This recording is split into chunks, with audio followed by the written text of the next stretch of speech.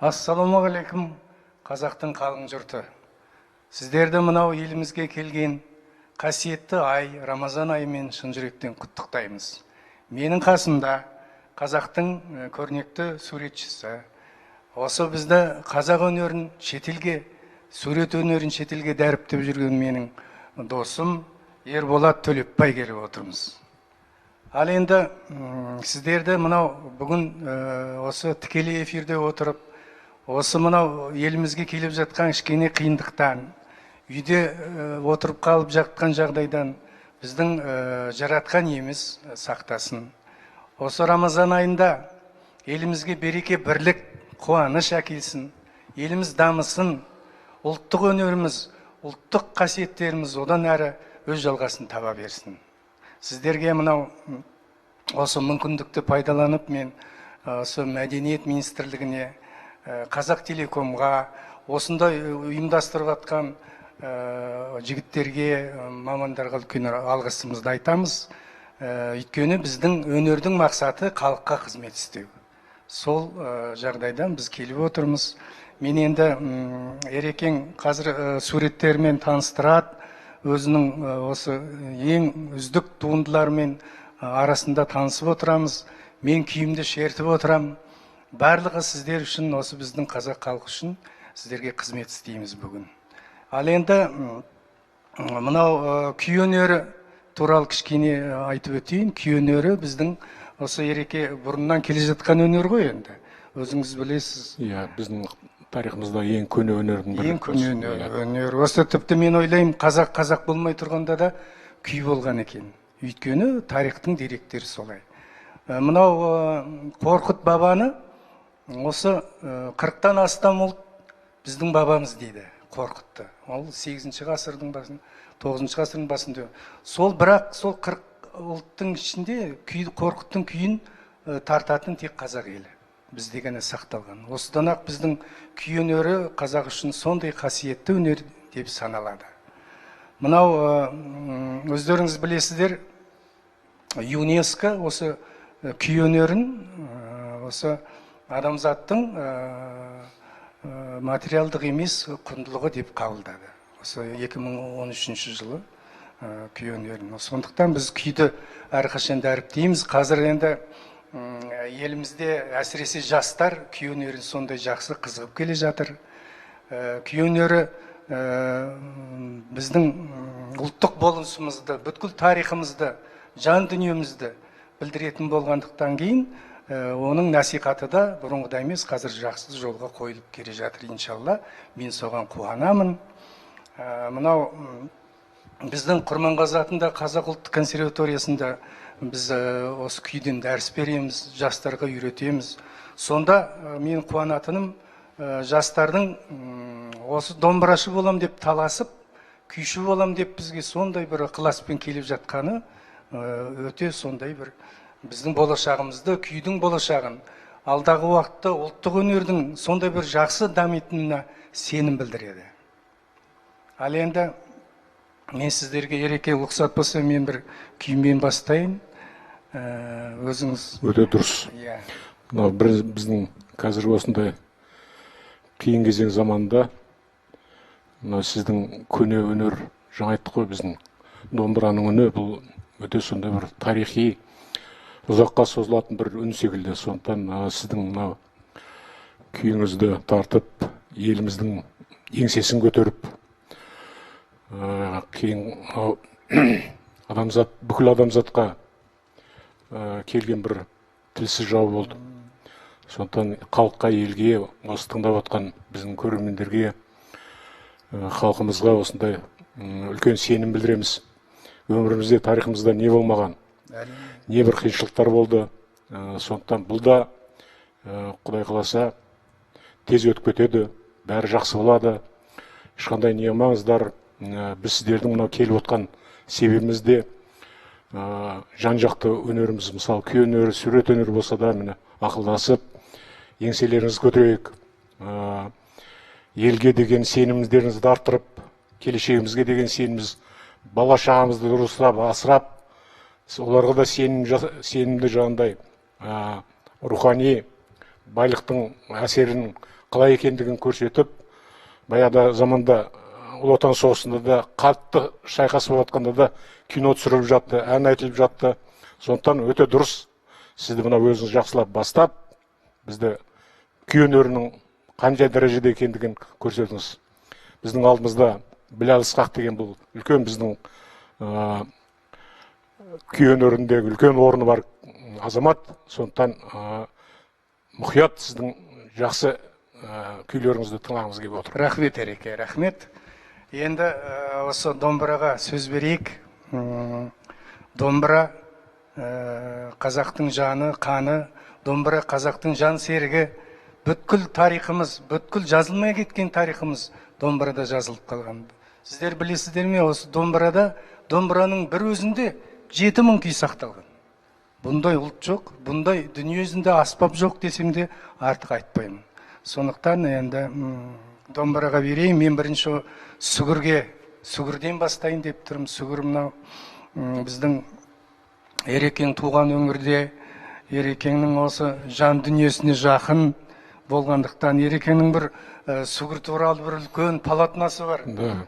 Рұқсат болса мен қысқаша айтып жіберейін. Онда сіз енді қазір үлкен атамыз, ұлы күйші сүгір туралы тыңдардың алдында мен де әрине өз үлесімді өзімнің жан дүниеменен күй өнерін жастайымнан сондай жақсы сезетінмін, сүйетінмін. Оның ішінде жаңағыдай шертпе күй дей ма? Шертпе күй кенже бізде күй деп ойлаймын. Сондықтан осы өнерді мен өте қатты жақсы көргем.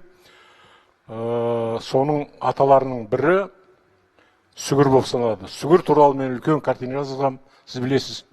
Соны айтып отырмын ғой. Үлкен музейде тұр. Ол кісінің тағдыры, бүкіл болмысы, үлкен дүниетанымы, өнерге деген орны өте бөлек. Да, Білеке, сізден күйші ретінде сіз туралы да кейін бір баса бір кейін художниктер картина жазсын. Бірақ сүгір атамыз, ол ұлы күйші. Рахмет. Сонымен домбыраға сөз береміз. Бірінші ойнайын деп отырған күйім сүгір. Сүгір осы шертпе күйдің атасы, мынау Қаратаудың ықыластан кейінгі ең көрнекті композиторы, күйшісі. Сүгір 1961 жылы ғана қайтыс болған, бірақ өкінішке қарай өзінің жазбасы бізге жетпей қалды. Бірақ шәкірттері Төлеген Момбеков сияқты, Ергентай Борсыбаев сияқты, Атабек сияқты, Файзолла Үрмізов сияқты домбырашылар арқылы бізге осы күйлер жетті. Енді сүгірдің бір күйі жолаушының жолды қоңыр деп аталады. Баяғыда қазақтың ең бір керемет салт дәстүрінде көші қон кезі ғой мұны. Жайлауға көшетін кез, жайлаудан түсетін кез, сол кезде жігіттер атқа, жүйрік атқа мініп, қыздар күймеге отырып көшеді екен. Сол күймеде отырған бір қызға бір жігіт кеп домбырасын тартқан екен. Сондағы жігіттің тартқан күйі былай болып естіледі.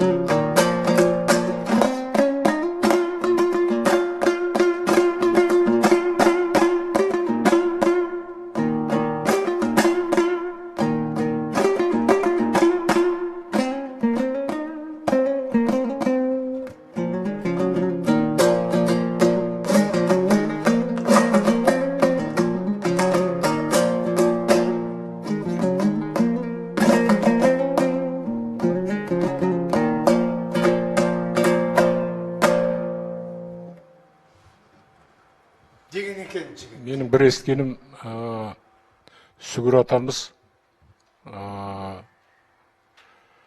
соншалықты күйге берілген, өзі ауылдың шетінде бір кішкене ғана үйшік салған. Сонда қараңғы терезесі де кішкене, жүздеген күйлер болған, бірақ соны ешкімге даже үйрету бір жағы сенбеген, бір жағы олардың деңгейінің төменде болған ма, мүмкін әлде қызғаншақтық па, өзінің күйін өзі қызғанған. Себебі соншалықты өнердің түбіне жаңағыдай жоғары дәрежесіне жеткен сондай күйші ғой деп ойлаймын. Әрине. Сондықтан көп шығармалары бүгінгі жетпеді. Жаңа Төлеген Момбек деген ағамыз біраз күйлерін жазып алған, бірақ көп күйлері ол кісінің, по-моему, өзімен кетті. Өзімен алып кетті. Өкінішке орай. Себебі сол кездегі сол күйдің деңгейінің, оның мағынасының өте тереңдігін түсінбегендіктен онда жаңа өкпе болды.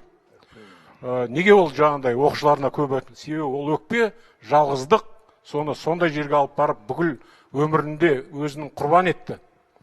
Сол замандағы мемлекет басшылары, сол замандағы өнер басқарушылардың көзқарастары деген соған болмағандықтан онда үлкен өкпе болды.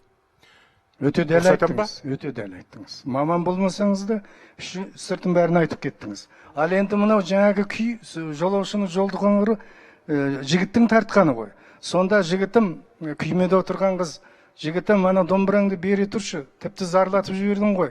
Біздің жасымызға бұндай қайғылы күй жараспайды. Домбыраны мен былай сөйлетем деп қыз алып, жолаушының жолды қоңырын былайша тартқан екен.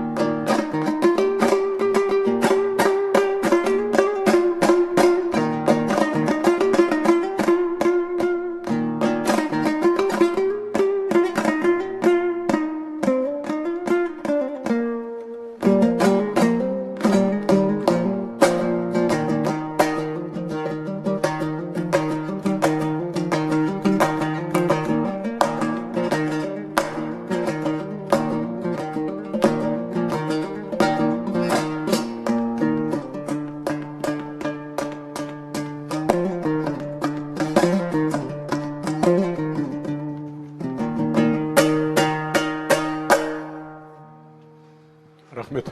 Мынау естіліп жатыр ма? Ереке, жаңа сіз айтып қалдыңыз. Естілді ма? Төлеген Момбеков жайлы. Енді осы шынында да төкең осы сүгірдің күйлерін, ең сүбелі күйлерін, ең бір көрнекті күйлерін жеткізген бізге бірден бір Төлеген Момбеков. Мен Төлеген Момбековтың шәкіртімін, жанында жүрдім талай.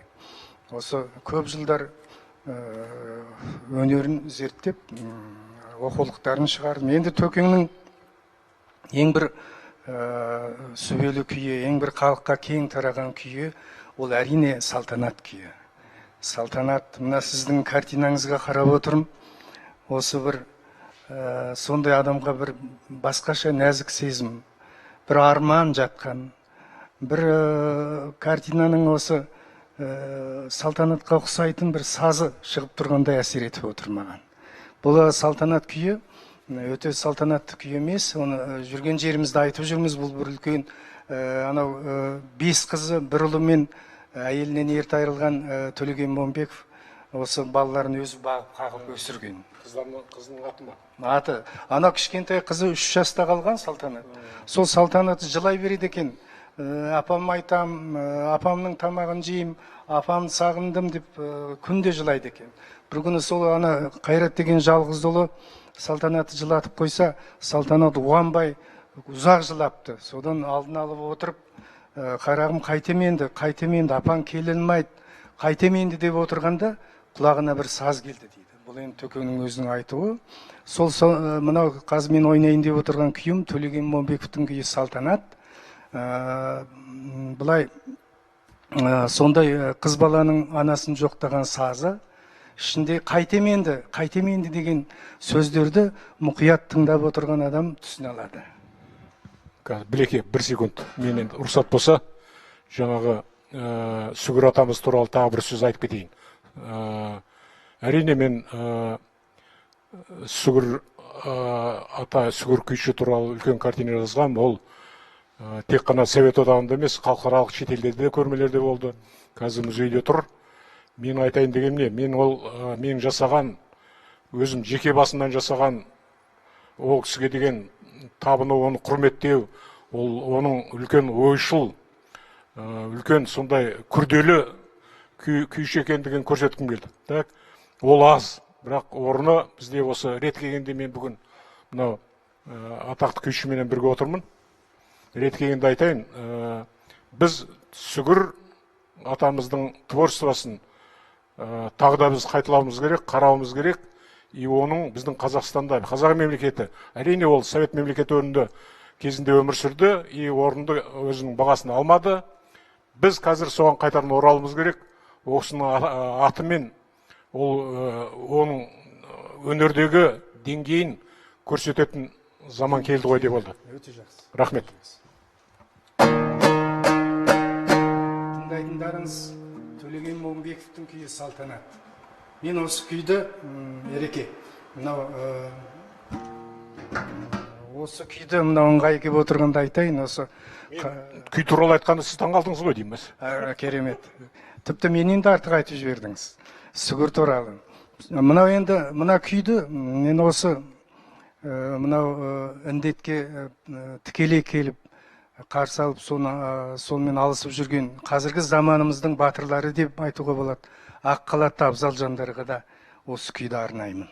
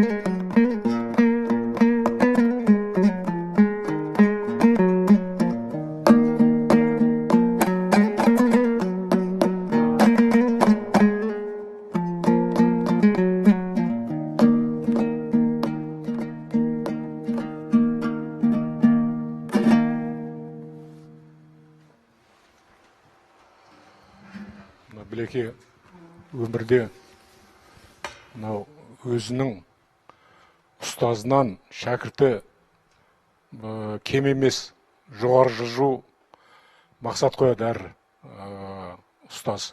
Міне соның айғағы ретінде мына Төлеген Момынбеков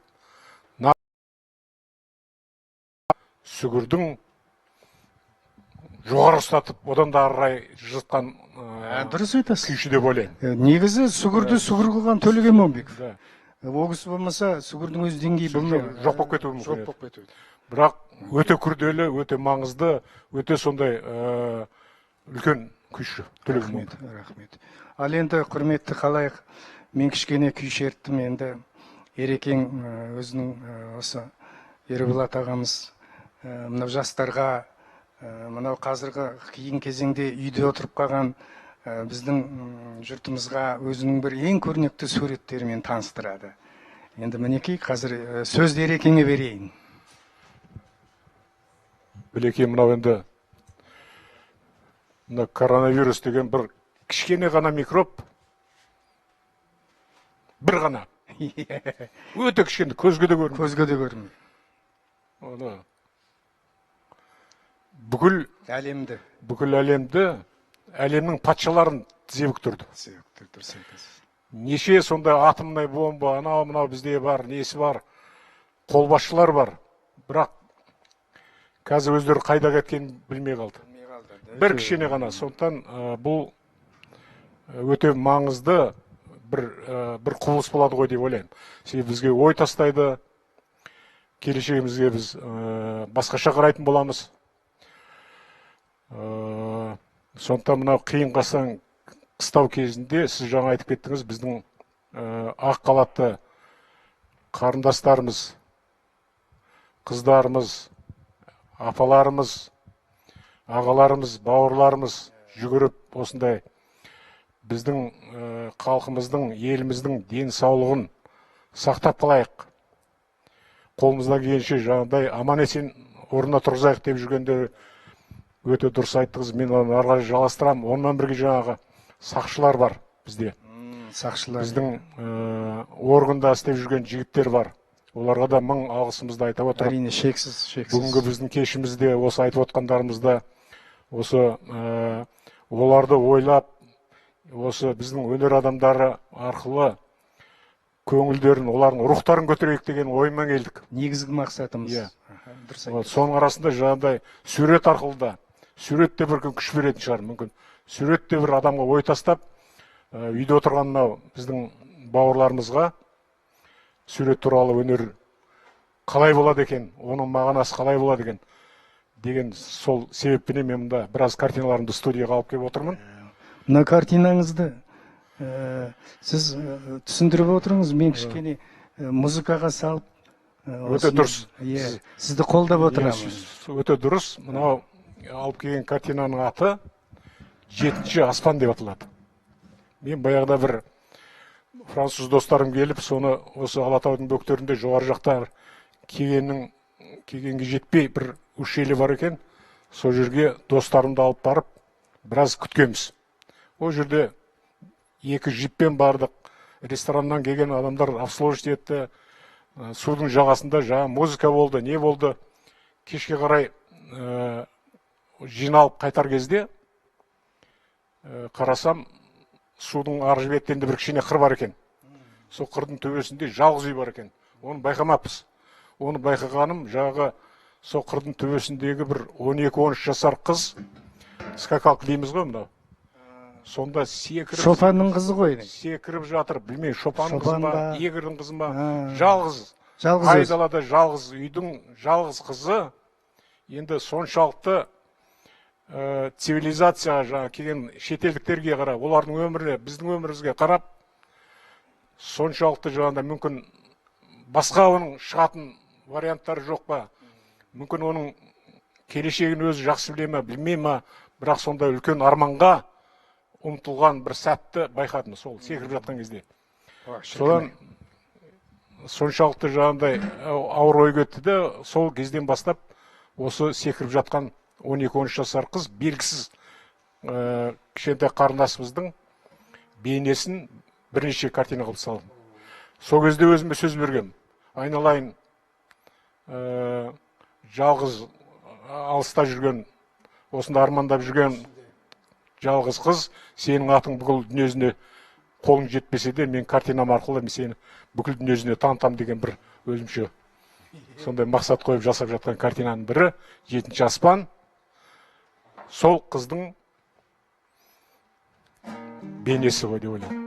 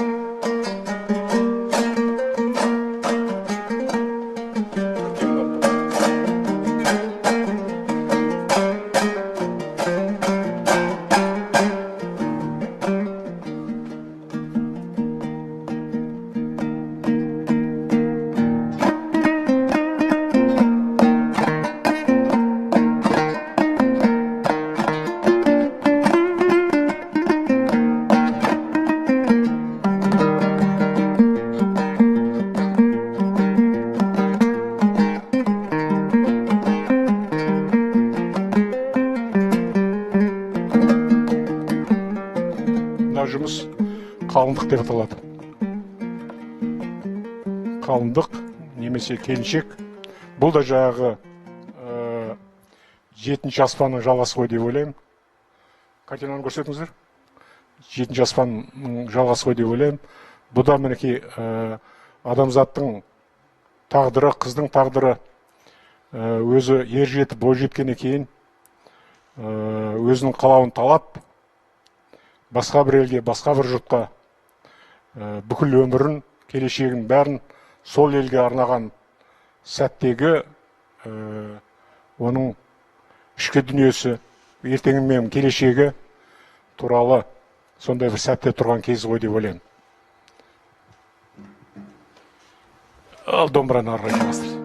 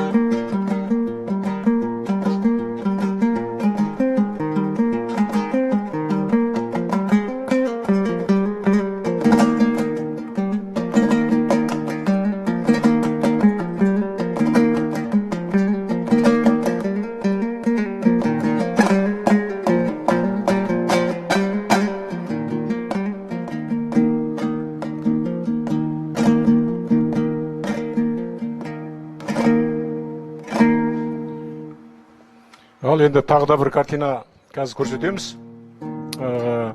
Ол картинаның аты «Шеңбер» деп аталады. Шеңбер би. Мысалы, қазір біздің қазақта той өте сондай бір керемет өмірімізде үлкен орын алады. Әрине, той кезеңдері әртүрлі осындай жиындар. Бірақ тойға дайындалып барады, әрине, киініп барады. Жиын кезеңінде әртүрлі адамдар барады. Үлкені бар, кішісі бар, проблемасы бар, проблемасы жоқ. Өзіне сенімді адамдар бар, сенімсіз адамдар бар. Бір адамға реніші бар, бір адамды жек көретін бар. Бірақ әртүрлі адамдар тойға барған кезде керек па, керек жоқ па, олар бірге ортаға шығып кейде билейді. Әрқайсының тағдыры бар. Біреу өмірде бір нәрсеге ренішті, бірге сәті болмай жүреді, бірде сәті болып жүрген. Бірақ олар барлық нәрсенің бәрін жасырады. Осы сәтте, бірақ сол қимыл кезінде бірігіп осындай билеген кезде ортақ бір адами ортақ, келешектің ортақ бір мақсаттары ортақ мақсат. бірге болатындай. Міне сол туралы да бірнеше картина жаздым. Мына жерде әр адам, әр фигура, әр өзінің дүниесімен, бірақ ортақ жиналып қалған, бір-біріне қолын ұстасып, бір-біріне иықпан-иық тіресіп, бір-біріне жақындасып, бірінің қалын бірі сұрап, бірінің көңілін көтеріп, бірінің ренішін бірі тыңдап, бірінің проблемасын бірі шешуге тырысып, сөйтіп жүрген халықтың жақындасады. Рухани. Әр картинаның өзінің тарихы бар, әр картинаның өзінің өмірдегі орны бар. Мен өмірімдегі творчествода картиналар жазған кезде бостан-бос ойдан, фантазиямен еш жоқта салған емеспін. Әр картиналардың өзінің тарихы, өмірі, барлығы өмірден алынады. Өнердің өзі өмір ғой. Өмірден алынбаған, бірақ өмірде алынғанменен бұл картина жазған кезде мен жаңағы бұл салынған формаларда беті, түсі, көзі, қолы, оны қажет емес деп санаймын. Қазіргі өнерде, бұл өнерді фото өнеріне біз бергенбіз.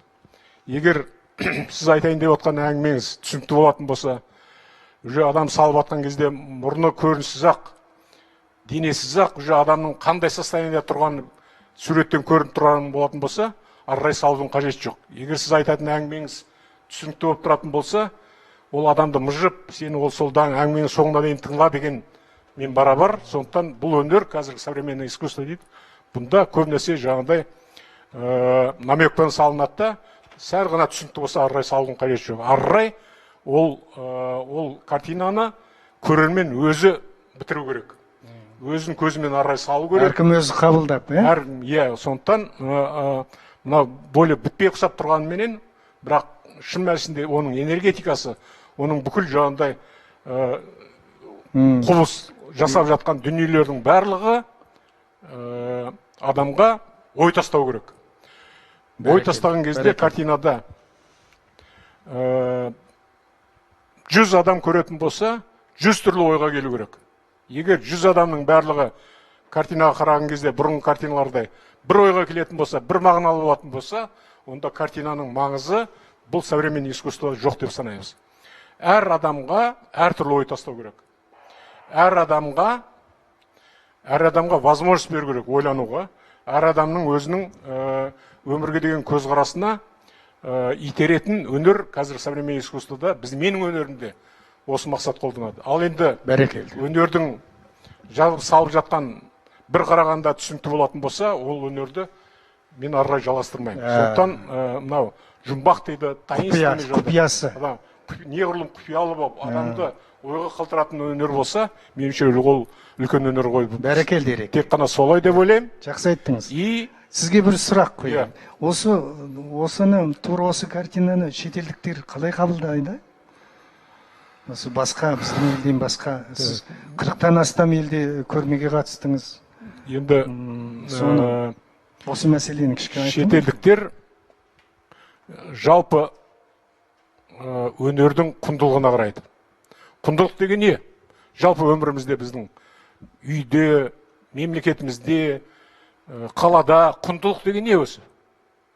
Құндылық деген ол бірінші адамның ішінен шыққан шеберлер.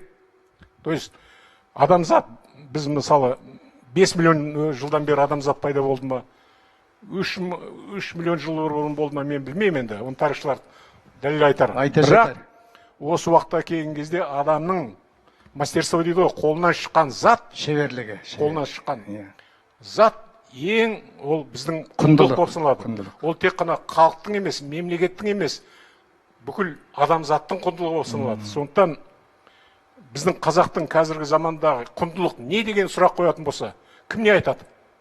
Не біздің қазақ мемлекетіндегі ең құнды зат не деген кезде, мен бірінші рет айтарым, ол алтын адам. Алтын адам біздің жерімізде табылған, алтын адам жасаған зат, ең құнды зат біздің Қазақстанда. Ешқандай сенің жердің астынан табылған алтын бірнеше тонна болсын. Алтын адамға пара-пар дүние жоқ қой, әлемде?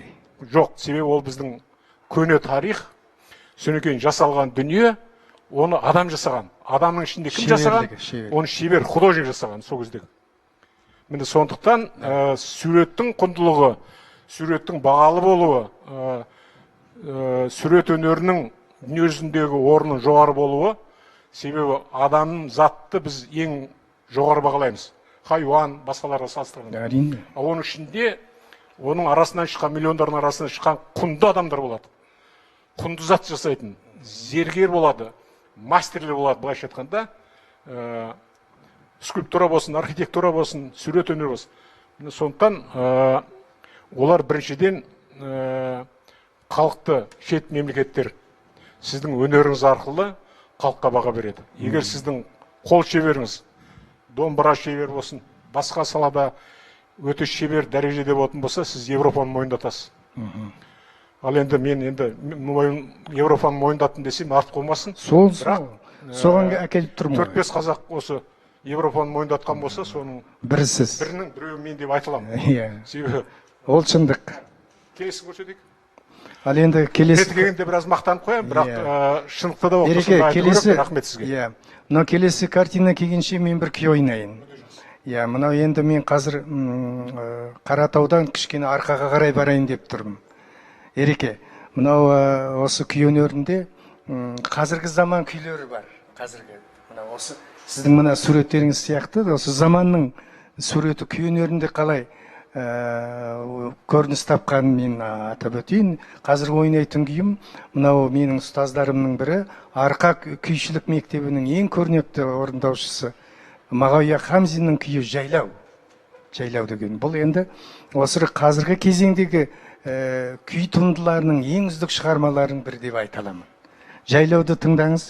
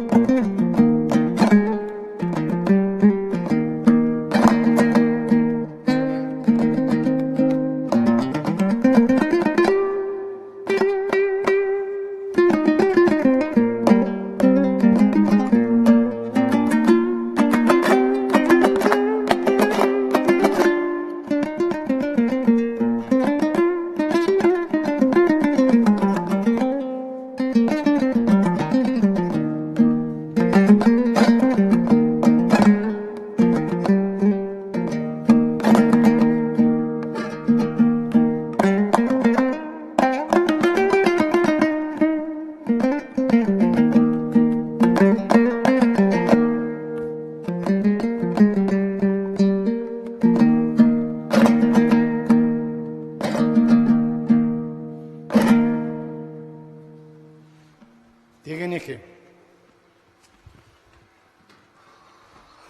Мына жерде картинаны көрсет. Иә, картина, келесі картинаны қарайық.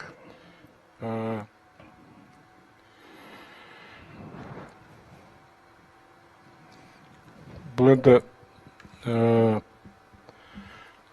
жалпы картина образдар деп жатамыз. Маған енді ең құндылық қарапайым адамның образы. Мен әрине үлкен атақты адамдардың образы маған онша шын айтсам қызықтырмайды. Маған қарапайым адамның өмірі жас кезінде, одан кейін өскен кездерде қарапайым адамның тіршілігі, оның бала шағасы, оның тәрбиесі, оның келешекке деген, бүгінгі заманға деген үлесі мен үшін өте құндылық. Менің өнерімдегі үлкен орны бар. Мінекей мына жас апам ба, келіншек па, үлкен бір істен кейін ба, үлкен бір ізденістен кейін ба. Демалып жатқан ба, Ереке? Иә, демалып жатқан сәті. Әртүрлі ой болады. Мысалы, көз ілініп кеткен адам сияқты, шаршау да мүмкін, ренжу де мүмкін, өмірден түңілу де мүмкін, өмірде талай адамдарға риза болмауы да мүмкін, адамдардың арақатынастарын бірін-бірін алдауы мүмкін, бірін арбауы мүмкін, біреу күлдіруі мүмкін, біреу алдауы мүмкін дегенде сол секілді біздің арамызда өте кездеседі. Сондықтан оның бәрі менің картина жасап жатқан кезде ол ойымда, ол картинаның ішінде бар. Жаңа айтып айттым ғой, әртүрлі мағыналардың барлығы менің ойым, жүрегім арқылы картинаға көшіріледі. Сонда ғана картинаның күші болады, ол адамға әсер етеді, ойландырады. Әсері зор болады, иә? Қарапайым адамдардың өмірі. Қарапайым адам, мысалы, Шыңғыс Айтматовтың бір кішкентай повесі, адамның тағдыры. Айталық, қош бол Гүлсара. Айталық, бір қарапайым мұғалім, махаббат болып, өзінің келіншегі екеуі енді өмір сүріп, енді тәтті өмір сүре бастаған кезде соғысқа атталып кетеді. Соғыста жүріп, елді қорғап, елдің жерім деп өзінің қанын төгіп, жарадар болып, сағынып, әйелін сағынып, бала шағасын, жерін сағынып жүрген кезде өз елінде жүрген кейбір азаматтар оның әйелін айландырып, қорлап, керек десек махаббат болып, оны алып кеткен. Бұнда не айтуға болады, мысалы? Ол елді қорғап жүр, бірақ 4-5 жыл далада жүр. Бірақ айланып келгенде әйелі осындай жағдай жақты. Әңгіме бұнда емес, әңгіме адамның тағдыры. Адамның тағдыры, адамның тағдыры. Қарапайым адамның тағдыры әдебиетте, сурет өнерінде үлкен орын алады, мен өнерінде де алады. Бәрекелді, Ереке, жақсы айттыңыз. Ереке, лұқсат болса, маған бір-екі сұрақ келіпті. Мынадай бір сұрақ, мынау көп аспаптың ішінен неліктен домбыраны таңдадыңыз дейді. Әрине енді көп аспап болады ғой, бірақ дегенмен жастайымыздан менің нағашым сондай бір домбырашы болған, Қасқырбай деген кісі еді. Ауылдағы анау келіндер, Қасқырбай аты. Бірақ ана келін кепшік атын айта алмайды, ит құсаға дейтін еді. Ереке, ол кезде ат қойғыш қой қазақтар.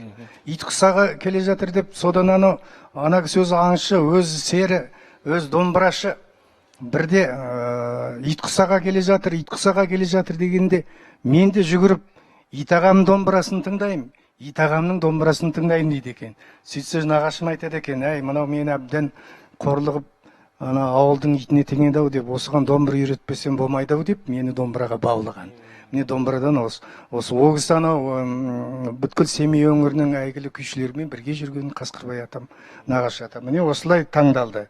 Енді мынау талантыңызды алғаш кім байқады дегендей сұрақтар кепті. Енді ол кім байқады, мектепте жүргендағы өзі білінеді ғой кімнің кім болатыны. Жаңағы мектепте жүргенде домбыра айтамыз, домбыра ән айтамыз, домбыра шертеміз. Сонан менің енді осы жерде қысқаша бір айтып кетейін дегенім, маған осы күйге, домбыраға келуіме маған мынау ұлы Тәттімбеттің туған немересі Шайх Ақсақал. Тәттімбеттің туған немересі. Әкем соған алып барып батасын берген. Кейінгі бір жылдар барсам, ол кісі дүниеден озып кетіпті. Сол кісі айтты, балам, сен бәрін қойда, осы күйші бол, өйткені күйшілік ыңғайым бар екен деген деп батасын берген. Міне содан кейін басталды. Енді жақсы күйші болу үшін қандай қасиеттерге ие болу керек дейді. Енді мынау өте жақсы сұрақ. Мынау домбыра ұстағанның бәрі күйші болмайды. Бұны біліп қойыңыздар. Күйшіні қазақ адамның жорғасы деген. Ол табиғаттан берілу керек. Домбыра ұстағанның бәрі қолы жүріп тұрып, қазіргі жастардың техникасы, шеберлігі домбырадағы керемет, бірақ көкейі жүрмейді. Ар жағында көкейге қонбайды. Оның шығарған дыбыстары адамға жетпей жол ортада қалады. Адамды тыңдаушыны әсерлі дыбыспен көмкеру керек. Сонда ғана күйші болады. Сонда мен жастарға айтайын дегенім, күй өнерін тыңдау үшін оны күнде тыңдау керек.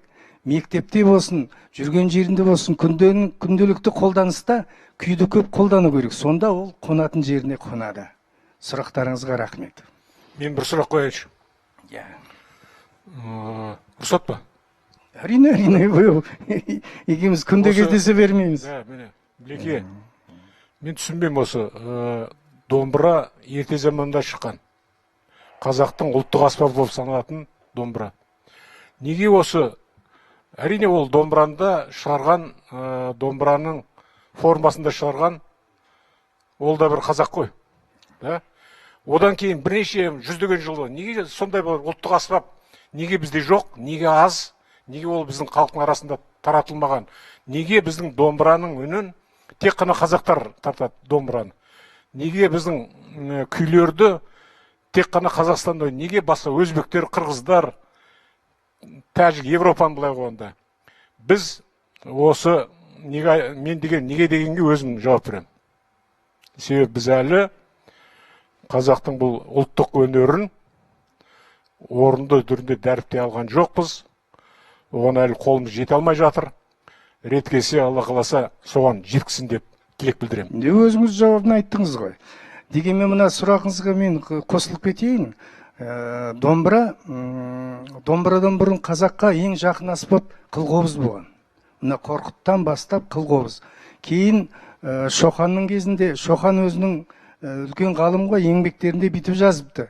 Қобыздың дәуірі өтеді, қазақтың қолынан домбыра түспейді деген жазулары бар. Ол өткен ғасырда жазған. Сүркен, мынау ұлттық аспап жасайтын шеберлерді білем ғой. Мына не дейді, тегін, не дейді мына? Қалай деп аталады? Шек. Шегі неге ол анау біздің балық ұстайтын неден жасалған? Неге ол біздің ұлттық аспап болғаннан кейін, кешіріңіз, барлығы ұлттың қолынан шығу керек. Ешқандай мынау қазіргі заманның мынау. Мен соны көп ойландырады. Сіз айтып беріңізші соны. Оны қазір зерттеп жатырмыз. Сіздің мынау қазір балықтық емес, мынау Жапониядан шыққан, мынау музыкалық аспапқа арналған шек. Ол бізге балықтық болып көрінуі мүмкін. Қазір сондай. Жоқ, мен неге қазақтық емес, жоқ. Сіз кешіріңіз. Қазақтың ұлттық аспап болғаннан кейін басынан аяғына дейін біздің ұлттар шықты. Оны сіз өте дұрыс айтасыз. Енді бұрын бізде мынау шекті малдың шегін еріп таққанбыз. Біз кішкентай күнімізде солай ойнағанбыз. Оның дыбысы бөлек болады. Соны жедел, соны деңгейін жөндеттіріп, соны ауыстыру керек. Япониядан алуға болмайды. Микрофонды Япониядан алуға болмайды.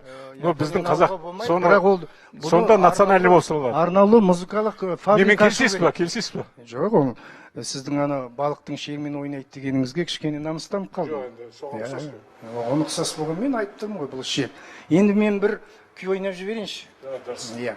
Мынау қайтадан Төлеген Момбековке келейін. Қазақта Бозінген деген күйлер көп. Өйткені осы қазақта Бозінген бір символ ретінде. Иә, осы қазақтың бір Бозінген деген күйлер неге көп деп ойлап мен таңғаламын. Сол Бозінгендердің бірі Төлеген Момбековтың күйі Бозінгеннің бүлкілі деп аталады. Төкен көп жыл, 50 жылдай малшыларды аралап концерт қойған. Әр малшының арасы 50-60 шақырым жер, соны түйемен жүреді екен олар. Түйемен о кезде. Сонда түйенің үстінде отырған Төкен, түйенің анау бірыңғай, бір ырғақты бүлкілдетіп отырғанына шабыттанып, сондай бір күй шығарған. Бұл күйді естіп отырсаңыз, шынында да қазақтың сар даласында сар желіп келе жатқан түйенің үстінде отырғандай боласыз.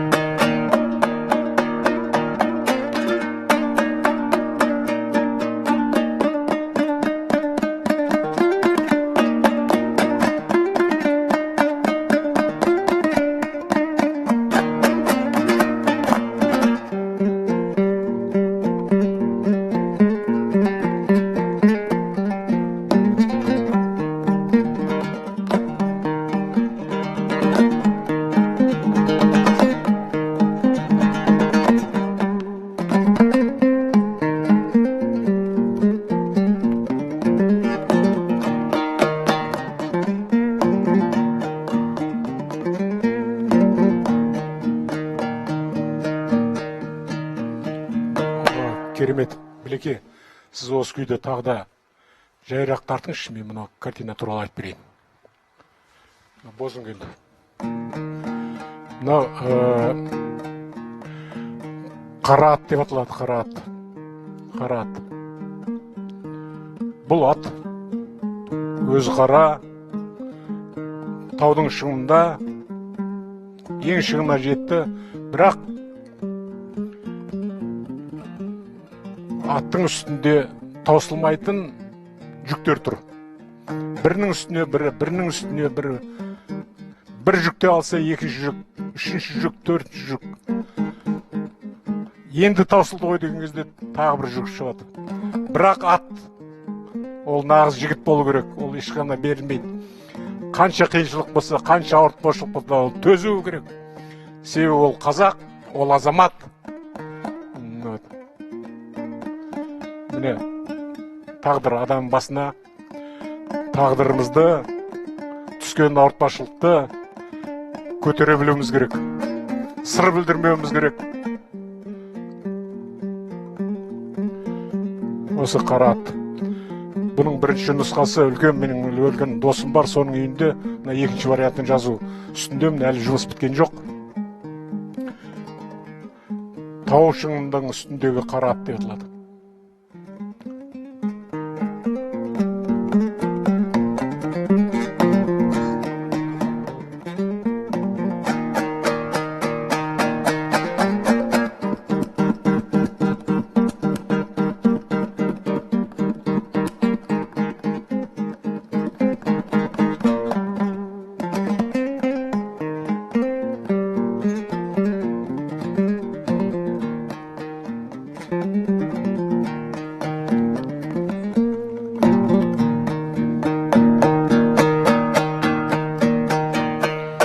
Ал енді мына жерде суретшіге де көптеген сұрақтар келіпті. Мұнда сұрайды, қадірлі Ерболат Түлекбай, сіздің ойыңыз қалай, суретшінің басты мақсаты қандай деп ойлайсыз дейді. Суретшінің басты мақсаты ақ пен қараны ажырата білу. Добро зло дейді ғой, ақ пен қара. Шындық қайда, өмірдегі өгіне тиеді. Осы проблема болсын, проблема болмасын, осы айналамызда өмірімізде болып жатқан құбылысты біз жақсылыққа қарай бұрылауымыз керек. Суретші өмірді, адамзатты, адамды жақсылыққа бұру, адамгершілікке бұру, адами қасиеттерін дәріптеу оның жүрегінде болуы тиіс. Себебі, егер біз сурет өнерін қалай болса солай, тау мен тас салғанды сурет өнері, жай қарапайым портретте сурет өнері, бірақ ол да өнер, ол да үлкен өнер. Бірақ суреттің ішіндегі атасы, ол суретшінің ішінде Алладан берген болма, басқа жақтан өмірден алған ба, ақ пен ажырату, адамды адамгершілікке баулу. Былайша айтқанда, діни көптеген қасиетті дінидің қағидаларына ұқсас жолмен жүрсе, ол сол елдің, сол халықтың нағыз азамат суретшісі болып саналады. Бәрекелді, бәрекелді. Бір шабыттанып айттыңыз ғой, тура. Енді біз өмір бойы шабыттанып өскен үшін картиналардың ішіндегі сүйікті жұмыстарыңыз. Әрине, ол да кішігірім болуы мүмкін, үлкен болуы мүмкін. Ол іштен шыққан еңбек болғаннан кейін суреттің үлкен кішісі болмайды. Әрине, үлкен маңыздысы болады. Ол маңыздысының бірі, мен арнайы топ құрып, екі жігіттің басын құрастырып, Астанада біздің музейдің ашылуына арналған Қазақстанның өткен дәуірлер туралы үлкен размерлері де 12 метр қолдандық. Одан кейінгі 550 жылдыққа біздің қазақ хандығына арналған картинадағы Кереймен Жәнібек. Ол да қазақ Астанадағы үлкен музейде тұр. Ол енді жалпы халыққа, біздің халқымыздың көне заманнан келе жатқан ел екендігіміз. Сондықтан, ал енді негізгі картиналар, үлкен музейлерде, Третьяков галереясы, шетелде көптеген коллекционерлер бар. Әрине, біздің қазақтың көп коллекциялерінде жұмыстар жоқ, но Маргарет Тетчер, мысалы, Южный Кореяның президенті, Горбачев, Путиндердің виллаларымен шығармаларында бүкіл дүние жүзінде атақты бизнесмендермен үлкен танымал Американың Құтты түкпір-түкпіріндегі болсын. жерлерде, үлкен отельдерде, 5 жұлдыз отельдердің үшін безендірілген жұмыстар көп. Біздің Олардың Ерекенің мақтамай ақ суреттері қояйық. тұр. Иә, тұр. Третьяковтағы көрдім мен сізді. Біздің ал енді заманауи бейнелеу өнеріне көзқарасыңыз қандай? Әрине, қазіргі заман суретшілер туралы модерн дейді ғой, модерн. Иә. Мен әрине профессионалсыз екіге бөлінеді. Иә. Өнерге қатысты өнер бар, өнерге ешқандай қатыссыз өнер бар. Мысалы, кейбір суретшілер бар, дүниесіне аты шыққан, өзінің портретін де сала алмайды, алманың да суретін сала алмайтын художниктер бар. Бірақ оларда үлкен сурет өнері аты шыққан. Бұл өте сондай қиын жағдай. Бірақ негізгі сурет өнер ол адамның жүрегінен шыққан адамгершілік тақырыбында салған суреттер ғана суретшілер деп санаймын. Сол салада жасап жүрген жаңа искусство болатын болса, мен тек қана сол саланы қолдаймын. Бәрекелді. Басқа жансыз ешқандай айтатын деген ойы жоқ. Әйтеуір эффект бір нәрсені варит етіп, бірін жарит етіп, лақтырып, шашып, құрап, сұрап, атым шығарайын деген. Атым шықпаса жер өрте деген. Ондай суретшілер өте көп, бірақ олардың бәрі келеді де кетеді. Да. Ереке, бұл айтқаныңыз осы барлық өнерге де келеді. Біздің өнерде де мен домбырашымын, мен күйшімін деп кеуде қағатындар бар. Бірақ оның бәрі өнер емес қой. Мына Ерекең өте жақсы айтты. Менің айта алмай жүрген сөздерімді Ерекең айтып салды. Сіз рахмет сізге. Домбыраның үнімен сіз бүкіл ішкі дүниеңізді айтып жатсыз. Рахмет. Мына бір картина «Дорога в храм» дейді ғой. Былай айтқанда, үлкен бір адам болсын, үлкен бір басшы болсын, алдында келе жатқан, соған сеніп, бірінің артынан бірі қол ұстасып, үлкені жасы, баласы, шағасы сенімменен соның артында келе жатыр. Питер Брейгель деген Голландияның художнигі болған, онда слепый деп аталады, көрлер дейді. Жаңағы жеті көр, соқырлар келе жатыр таяқпенен. Алдындағы бір адам бір артқа келіп шиеленісіп құлады. Ол не деген сөз? Оны ұстаған артынан бәрі құлайды. Мен ойлаймын енді, бұл жандар ертеңін кеш сәтті бір бақты, бақ орнаған бір храмға барып жетсін деген сенімнің бір-біріне артқан сенімі ақталсын деген ойменен осы картина сүйеніп, иә. Бірін-бірі қолдап. Енді мынау кешіңіз білеке. Мына біздің Қазақтелеком бізге осындай жағдай жасап жатыр екен. Өнерлерін көрсетсін, осындай қиын заманда үйде отырған біздің халқымыздың 99% үйде отыр. Қиын, оңай емес. Бір төрт қабырғада отыру оңай емес. Сондықтан Қазақтелекомға біз алғысымызды білдіреміз. Жаңағы осындай жағдай жасап, бізді халыққа елге шығарып жатқандарына рахмет. Арасында бір күйге сөз беріп жүрді.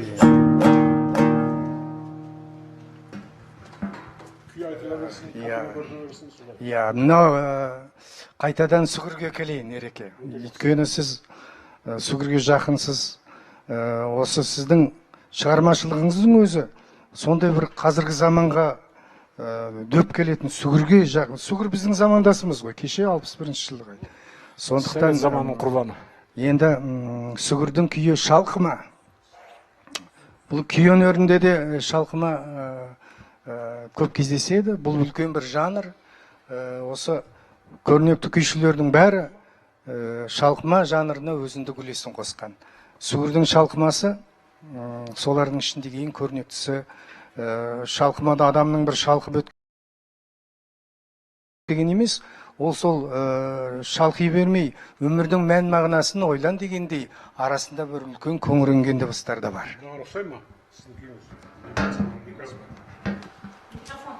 Мына сурет, иә, мына сурет жоқ, иә, келесі суретке нетейін. Мынауыңыз намаз оқып отқан адам ғой, сәл келеді.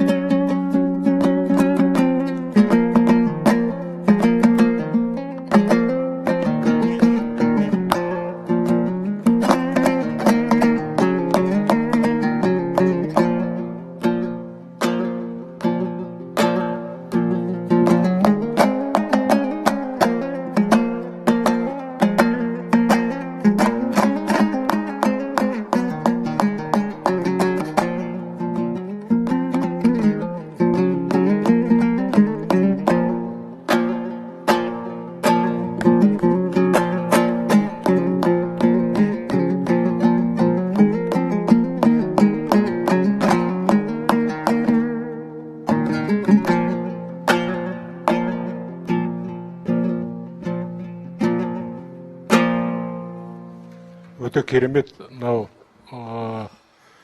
күйдің тереңділігі, оның мазмұнының адамға деген сондай жүректі толғатуы, толқын әртүрлі сондай ойға тастауы күйдің негізгі мақсаты. Міне осы Төлеген Момынбек пен Сүгірде өте сондай терең ғой деп ойлаймын. Ереке, қасымда сіз отырғаннан кейін Момынбекте танымал болу өте қиын. Әрине, ол оңайырақ, себебі кино өнерінде, ал енді сурет өнері өте күрделі. Сурет өнері дүниедегі ең қымбат өнер, былайша айтқанда. Самолеттен кейінгі маңал зат сурет өнер болып саналады. Онысы ұнап отыр. Космостан кейін. Ал енді мына былай деп айтады Леке. Қай елдерде көрмелеріңіз өтіп жатыр дейді. Ол туралы сіз жаңа айтып өттіңіз. Менде 40-тан астам себебі әрбір көрме жасау үшін. Әрине. Біріншіден сен өзің туындың керек, жасалған суреттер керек. Екіншіден жасалған суреттерің мазмұны мен орындалу шеберлігі жоғары дәрежеде болу керек. Оны барып ол көрсетіп қайтқаннан кейін сенің мазмұныңды түсінбей жасаған таным керек, танымға лайық. Орындалу, жаңағы шетпе күйдегі орындалған шеберлік секілді, мынаның әрбір салынған суреттің нюанстары, оның формалары мен фактураларын. Мен айталық, әр жасалған жұмыс, әрбір жасалған қайтадан қайталау мүмкін емес. Айталық, енді сіздер енді жақсы орындаушыларсыздар. Енді ол мысалы айтайық, өнерде екі түр бар. Бірінші жақсы орындаушылар бар, и содан кейін созидатели, өнерді тудыратын адамдар. Мысалы, мен композиторлардың ішінде өзімен бірге жұмыс істеген Ақтоты Райымқұлованы өте жақсы көремін. Себебі ол кісі композитор, ол бүкіл ішкі дүниесінен шығады еңбек. Ал енді орындаушылар бар, жақсы жоғары дәрежеде орындаушылар бар. Мысалы бізде музыка өнерінде орындаушылар өте көп. Айма Мұсағаджаева, Рымбаева, және орындаушылар. Мысалы өте жоғары дәрежеде орындайды. Бірақ енді мастерство. Ереке, орындаушы болмаса сіздің шедеврлеріңіз шықпай қалады. Сондықтан Төлеген Момынбек пен Сүгірді мен өте жақсы көретін себебі олар композиторлар. Сіз өте мықты орындаушысыз, мен өте қуаныштымын сізбен бірге отырғаныма. Мына жұмыс біреулер ойлауы мүмкін намаз оқу. Жоқ, бұл адам әртүрлі жағдайда пластикалық шешім керек. Әйел баласының, қыз баласының тағдыры бұл өмірде оңайшылықпен болмайды. Әр қыздың, әр әйелдің өзінің тағдыры бар. Ол бірде рахаттану мүмкін, бірде қайғылану мүмкін, мұңдылану мүмкін. Ол барлығын ішінен шығарып айта алмайды. Ол жасырын, оны түсіну үшін еркектерге бірінші рет оқу керек, бірнеше рет оны түңілу керек. Әйел бола алмаймыз ғой бірақ. Әйел болу бізге қажет емес. Әйелдің өзінің орны бар бұл өмірде. Бірақ сол әйелдің образы арқылы мен басқа әйелдерді тәрбиелеуім керек. Бір әйелдің образына ұқсас екінші әйел болмайды.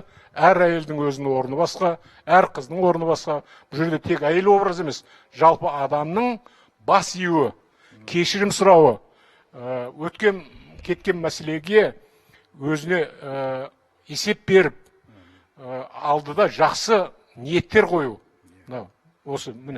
Осы жақсы ниетке шығардың алдында бетбұрыстың бір көрінісі ғой деп ойлаймын. Дұрыс. Ешқандай бұл намазға қатысы жоқ. Мүмкін намаз оқуда отыр мүмкін. Мүмкін ренжіп отыр мүмкін. Мүмкін соншалықты жаңағыдай түңіліп кетуі мүмкін өмірден. Мүмкін осыдан кейін басын көтергеннен кейін ол жаңа жолға кетуі мүмкін. Жаңа жақсылықтарға шығуы мүмкін. Бір шешім ойлап отыр ау, иә? Оны әркім өзі қалай түсінсін. Қалай қабылдайды? Солай түсіну үшін жасап картина. Иә. Рахмет сізге. Мынау енді Ереке, жаңа Сүгірге Қаратауға біраз бардық, тағы да арқаға барым келеді. Мынау сіз білесіз бе, Ереке? Мына күй өнерінде де түске бояуға қараймыз. Сарыөзен, Саржайлау, осындай бір светтер қоңыр деген. Бізде әсіресе осы қазақтың жақын бояу, мына сізге отырғаннан кейін бояуға тілім бара береді. Қоңыр деген бір күй бар еді. Не бар, қоңырда бар. Енді осы Саржайлауда ойнайын деп отырмын, Тәттімбеттің. Қоңырды сосын ойнап берем. Саржайлау Тәттімбеттің мынау өмірінің соңында шығарған, дүниенің бәрі сарғайып піскен, осы дүние өмірінің піскен кезі, сарғайған кезі, сары деген сөз өзіңіз білесіз, бір кемеңгерліктің белгісіндей. Алтын. Дұрыс айтасыз. Міне сол Саржайлауды ойнап берейін, рұқсат болса. Тәттімбеттің күйі Саржайлау.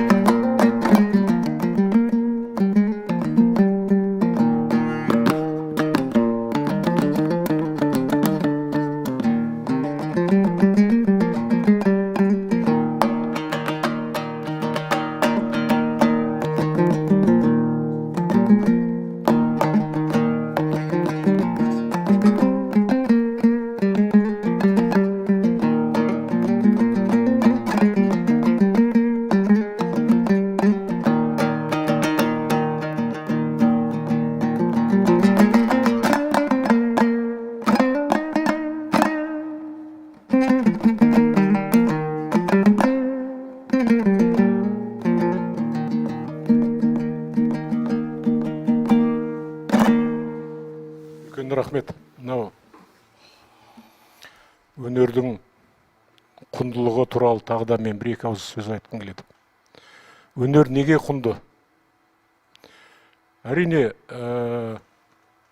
өнер мен әдебиетті біз егер жақсы меңгермесек, онда бізді жануармен теңеу керек.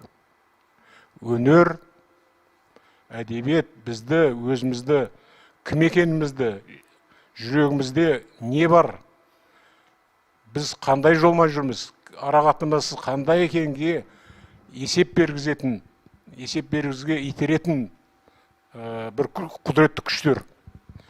Оны біз егер осыған қатты мән бермесек, біз маймыл секілді қанша байлығымыз болсын, қанша белшемізден батқан байлық болсын, біз адам болмаймыз. Біз адамды сыйламаймыз. Адамның кім екенін, адамның қандай дәрежеде екендігін есімізден шығып, көзімізді майбайып кетуі мүмкін. Сондықтан мынандай күйлер, шығармалар, әдеби шығармалар бізді адами қасиетке итереді. Суреттің құндылығы, әңгіме онда емес, суреттің құндылығы. Әңгіме түпнұсқа. Мысалы айталық, әр адам, осы қазақ азаматтары, мен үшін үлкен бір байлықтың бірі, егер мен үйімдегі не байлық болатын болса, не байлық керек етейін болса, мен айтар едім. Абай атамыздың бір өзін қолымен жазған, бір қағазға сиясауытпенен жазылған бір өлеңнің бір шумақ түпнұсқасы болса, мен өзімнің төріне үлкен алтын рамадан қойып айтар едім, міне мынау Абай атаның өз қолымен жазылған өлеңнің үзіндісі менің қолымда, менің үйімде деген. Мен үшін үлкен байлық болатын еді. Міне құндылық деген осы. Осыны біз түсіне берейік. Иә, бәрекелді. Ұғар құлаққа біраз дүние айтылды, Ереке. Енді мынау күй, домбыра, біздің мемлекетіміз, білесіз ғой, осы былтыр домбыра күнін белгіледі. Бұл домбыра деген қасиет зат екені, қазақ үшін домбыраның қаншама құдірет екені осыдан-ақ белгілі. Мен осы мемлекетті бір күнді, жылдың бір күні домбыра күні деп белгілеген. Осы жерде мақтанышпен атап өткім келеді. Мынау біздің уақытымызда келіп қалған шығар, осы жаңа сіз айтқандай Қазақ телекомға, Қазақ концертке, біздің мәдениет министріне, тағы да осындай бір қиындыққа қарамай халыққа барымызды салып, барымызды беріп, не қылсақ та қазаққа, халқымызға бір рухани қолдау жасап атқанымызға шын жүректен осы мүмкіндік бергенде мен рахмет айтам. Бір күй ойнап берейін, мынау Ерекеңнің сұрауы бойынша. Бұл Әшімтайдың күйі Қоңырқаз. Мынау осы Қоңырқаз қолға ешқашан үйренбейді екен. Бұны қаншама жағдайын жасап асырасаң да, бұл өзінің бостандығын аңсап өмір сүрмей қалады екен. Осы Қоңырқазына арналған күйлер көп, соның ішінде Әшімтайдың күйі Қоңырқаз. Бұны бізге жеткізген Мағауия Хамзин, осы өмірдің мән мағынасын суреттейтін, жалпы сіз айтқандай өнердің не екенін білдіретін күйлердің бірегейі осы Қоңырқаз. Енді Білекей жаңа өте жақсы марапат, ризашылығыңызды білдірдіңіз. Мен соны жалғастырып, мынау күйдің алдында, мынау передачаның соңын қайталып келе жатыр. Мен де рахметімді білдіре отырып, мәдениет министрлігі бар. Мәдениет министрлігінде отырған бірнеше жігіттер бар. Күндіз түні ұйықтамай, осы халықтың еңсесін көтереміз деп бізді, басқаларды күнде шақырып, осында ұйқы жоқ оларда. Осы жігіттер мен қыздарға үлкен рахмет. Ал енді мен Білеке, ризашылық, бір ризашылық, мақтау бір мақтау. Қазір қиын заманда мен ақ қалатты азамат қыздарымызбен інілеріміз, бауырларымыз бар. Және біздің осы бүкіл жүріп тұрғанымызды қиын жағдайда қорғап жүрген орган саласында сержант бар ма, лейтенант бар ма, осыған осы екі салаға ең үздік деген жаңағы, мүмкін медсестра бол, мүмкін врач бола ма. Мен бір сыйлық ретінде осы Құдайға шүкір мынау өтсін, мынау қиын заман. Басылған кезде бір картинамды бір ақ қалатсыз азаматқа өздері шешім шығарап подарить етемін сыйлыққа. Ол құнды сыйлық.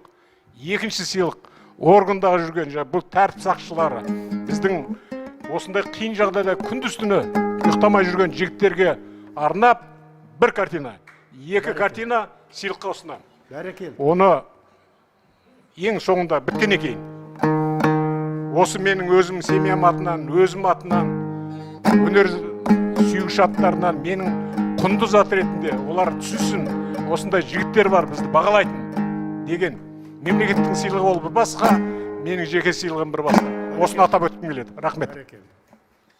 Қоңырқаз.